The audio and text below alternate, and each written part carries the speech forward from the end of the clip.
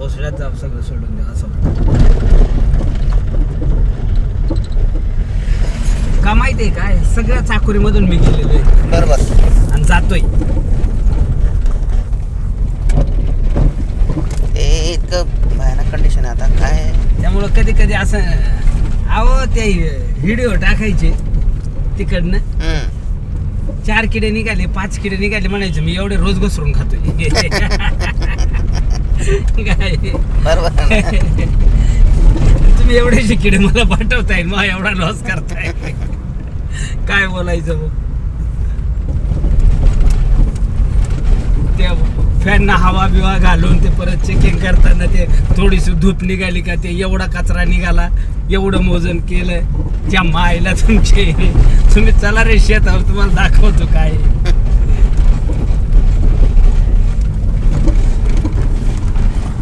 हा जो त्रास आहे ना हा भयानक आहे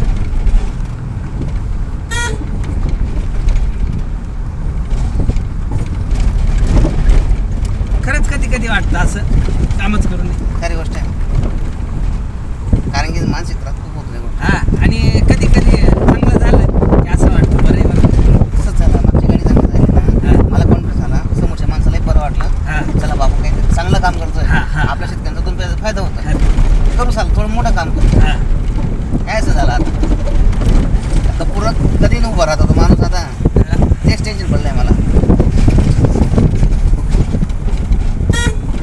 त्यामध्ये सांभाळायला ना प्रदीप आणि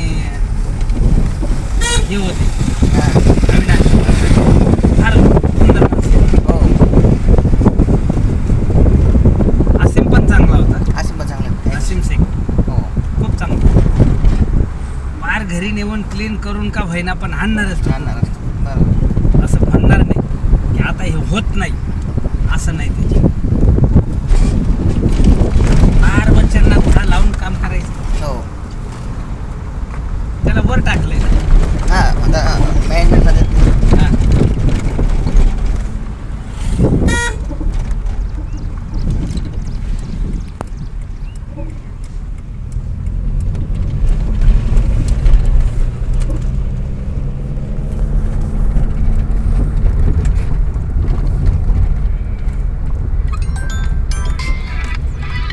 त्यांचाच फोन.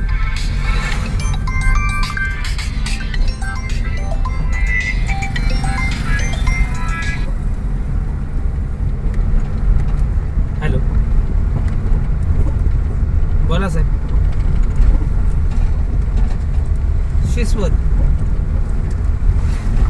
हां बोला ना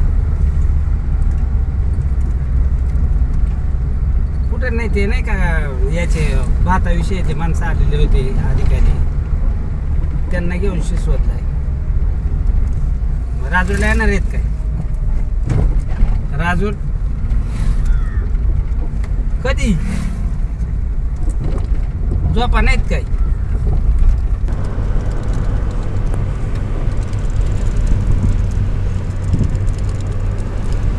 त्यांचा कॉल होईलच आज 2 दिवसात हां हे पण लागेल ना मला आता ऑर्डर पण पडेल ना 28 ला मीटिंग होईल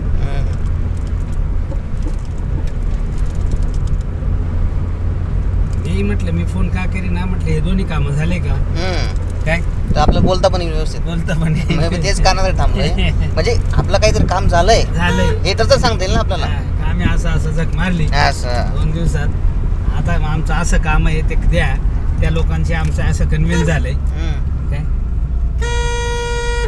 ते बाई झालं ना निघ ना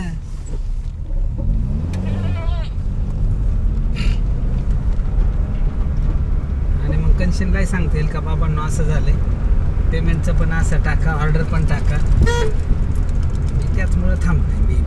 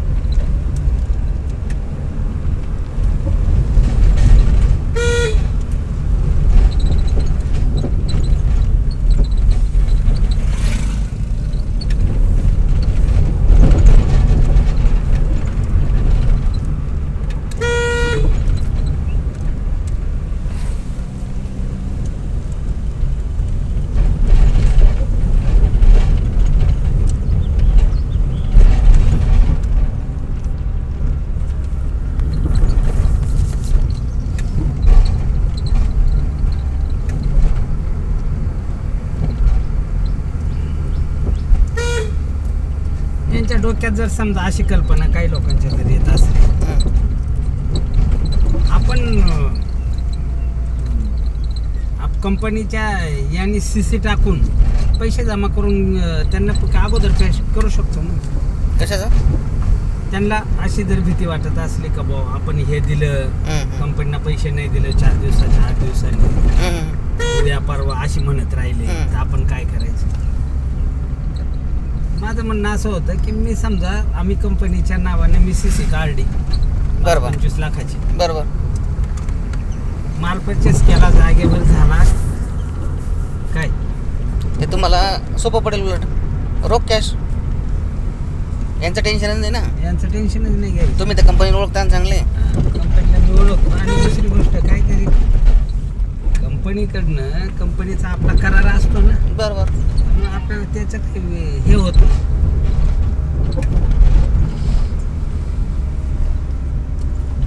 कारण आता पुढं तरी ह्या गोष्टी कराव्याच लागणार आहेत ना.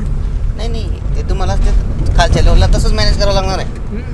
तुम्ही लोकांना कॅश करून कंपनी तुम्हाला 8 दिवसात 10 दिवसात जे आपलं कंडिशन आहे त्या दिवसाला किंवा 40% पेमेंटला हे करून आबो करून काय हे करून घ्यावं लागेल.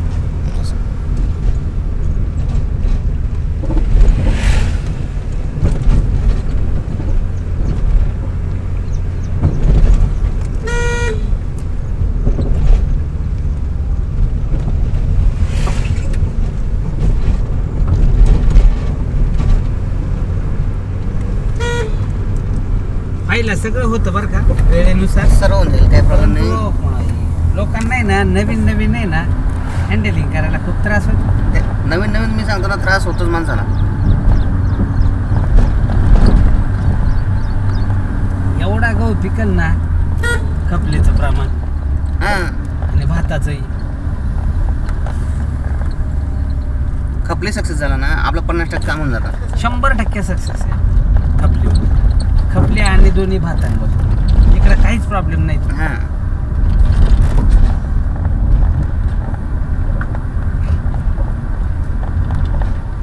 फक्त प्रॉब्लेम काय माहितीये का, आता समजा आपण 40 म्हटलोय त्यांना, सगळा हा उतद्याप करणार आपण, कंपनीचा बेनिफिट पाहिजे त्याचा विषय नाही ना आपल्याला.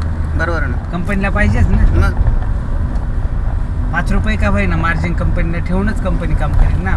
मी का होईना माझी कंपनी. विषयच नाही ना. जर आपण एवढं सर्व करताय तुम्ही, हा मग तर त्याला तुम्हाला काहीतरी 2 पैसे जर राहतील तेव्हाच तुम्ही काम करणार ना. हा ना, ते कोण बेसिक येते कोणी का असे ना. हा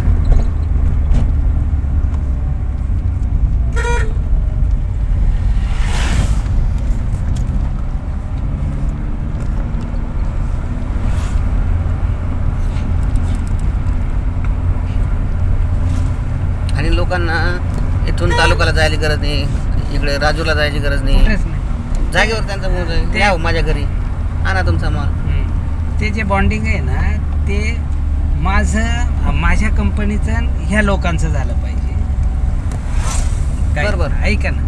बरोबर. आणि कंपनीचं आणि माझ्या कंपनीचं बॉन्डिंग झालं असं होतं. तसंच होणार आहे. होईल फक्त काय माहिती का, हा. आज एकदम लोक याच्यात हे होणार नाही, होणार म्हणून ते नाही. बोलायला लागतं. बोलावं लागतं ते. मला माहिती आहे. काम तसंच करायचं आपल्याला. तसंच करावं लागणार. हा, काम काय मी डायरेक्ट काही मी टीबीएफ थोडी खाली उतरणार आहे. टीबीएफ तुमच्या थ्रू खाली उतरणार आहे. हा, तसंच करावं लागतं. हा, पण आज तसं बोलता येत नाही. आज तसं बोलता येत नाही ना. आज जर बोलायला गेलं ना त्यांना असं वाटेल हे यांचा काय स्वार्थ आहे याच्यामध्ये. तुमचा स्वार्थ आहे. हा, तुम्ही त्याच्यात विलन होऊन जाणार. विलीन होऊन जाणार. असं आपल्याला तुम्हाला विलन करायचंच नाही. नाही, असं आपल्याला direct. तुम्हाला एक स्ट्रॉंग मॅन म्हणून ठेवायचं आहे पुढे. हा, असंच असतं. कारण लोक लक्ष सांगतात, हा मग तो यांची कंपनीला आपण माल द्यायचा, मग ते तुम्हाला देतील, हा, मग ते असं होणार. मग तुमचा त्यांचा तर फायदाच आहे. हा, मग यांचा फायदा आहे म्हणून हे जकडे. म्हणून हे आणतायत, तुम्हाला आणलंय, हा, असं. आमच्याकडे बोलतायत, आम्हाला मीटिंगला बोलवत आहेत. हा.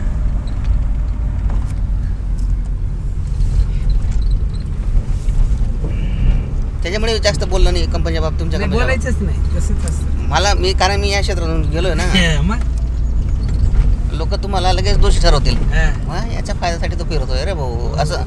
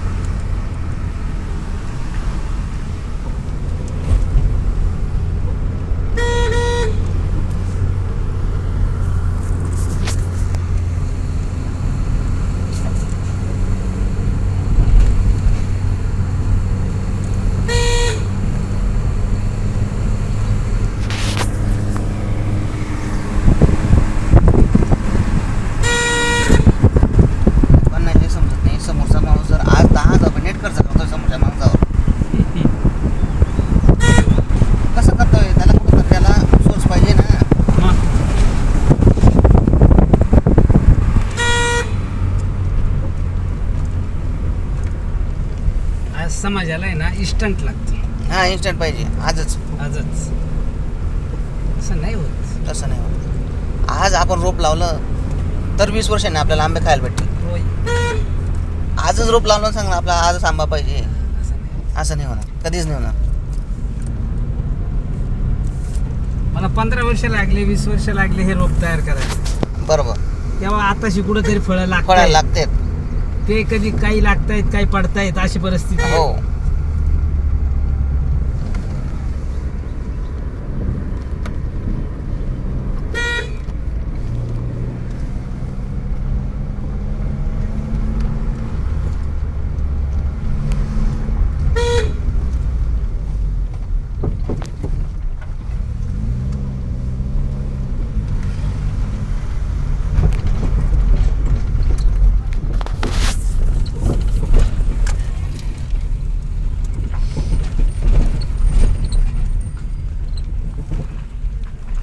आता जो शेतकरी तुम्हाला माल देईल तो काही कंपनीचा क्वालिटीचा थोडी माल होणार नाही.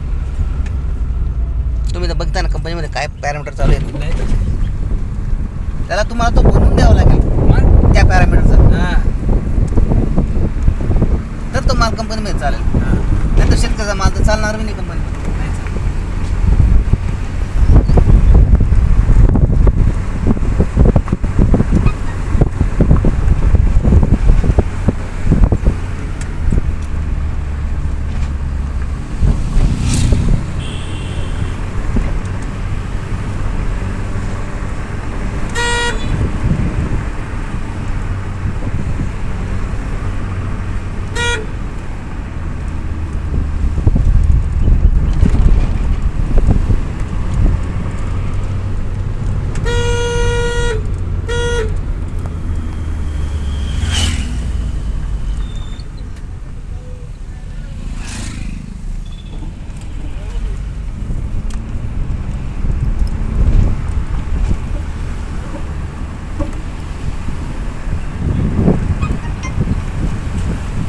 गांडूळ खताची निर्मिती जेव्हा मी केली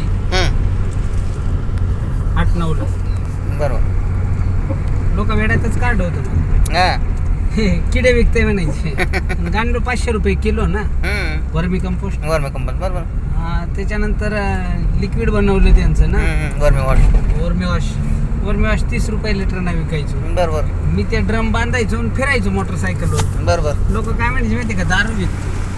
रात्रीच्या लोक माझ्या घरी यायचे दारू मागायला. अरे वा. म्हणजे इतका त्रास दिला काय. जॉब सोडून आलो ना लोक म्हणजे डोक्यावर पडेल ही. हे चांगला शिक्षक होता, चला ते आलं घरी आणि आता शेती करायचं म्हणते काय, आणि आता दारू विकत फिरते. म्हणजे बघा, त्याच गंगाराम दिंद्रेने आज महाराष्ट्रावर नाव कमवलं. पण बाकी त्रास खूप दिले. भयानक त्रास. चांगल्या कामासाठी त्रास 100% होतो. माणूस दारू मागायला आले काय, कुणी काय म्हटलं काय, कुणी पावलट म्हटलं काय, वडिलांनी काय शिव्या दिल्या काय, शेतकरी काढताना दगडे घेऊन धावले काय गावात, वडील स्वतःचे. इतका त्रास झाला. रागा निघून गेली 1 महिनाभर. शेतावर सगळ्या गोष्टी केल्या. आज तिथं नंदनवन करून सोडलं. आता मोठ्या भूषणाने सांगतायत माझ्या पोराने हे केलं, माझ्या पोराने ते केलं. तुमच्या पोराला तुम्ही त्रास किती दिला.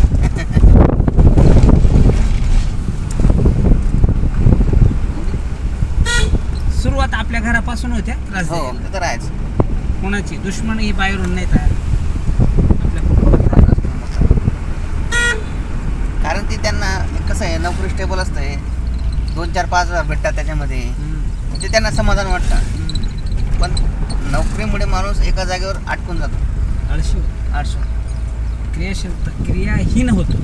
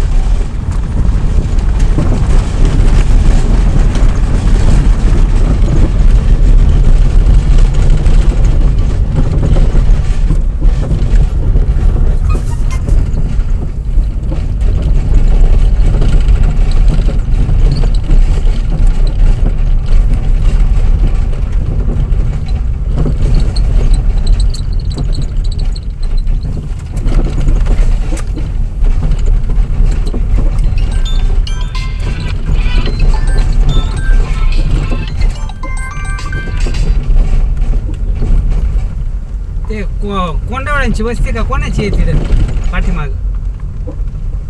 हॅलो हॅलो हॅलो, ती कोंडावळ्यांची वस्ती का 5 उंबरीच्या तिथं पाठीमागच्या बाजूला, पुढच्या बाजूला 5 उंबरीच्या जवळ, 5 उंबरी जवळ इथं. हॅलो, 5 उंबरीच्या जवळ इथे, 5 उंबरी जवळ त्या भांगरेंच्या जापांजवळ. हा 5 उंबरी नाही का? हा हा, हे काय चालूच आहे. हा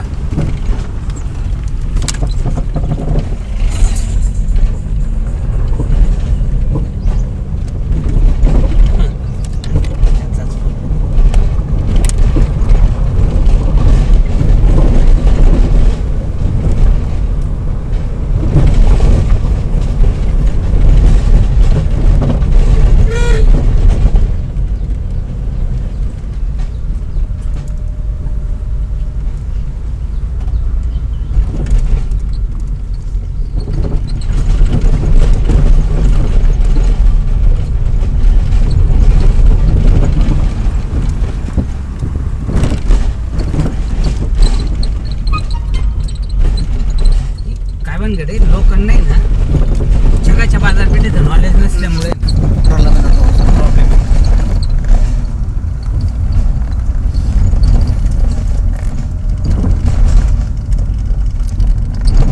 त्यांना असं मीटिंगला बोलवलं ना, असं वाटतं की आलं काहीतरी घेऊन. आला काहीतरी घेऊन.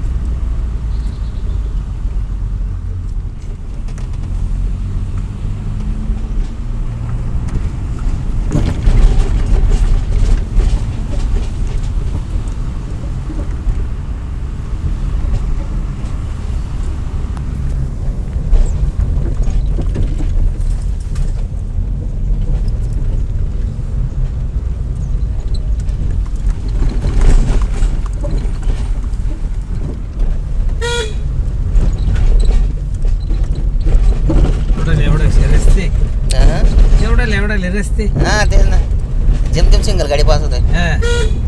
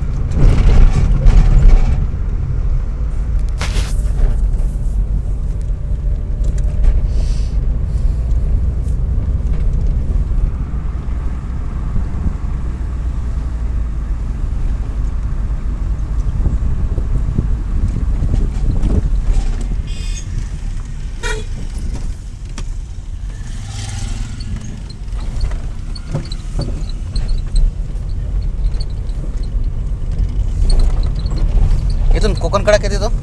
कोकणकडे तिकडे उमशेतमध्ये 14-15 किलोमीटर. इथून का?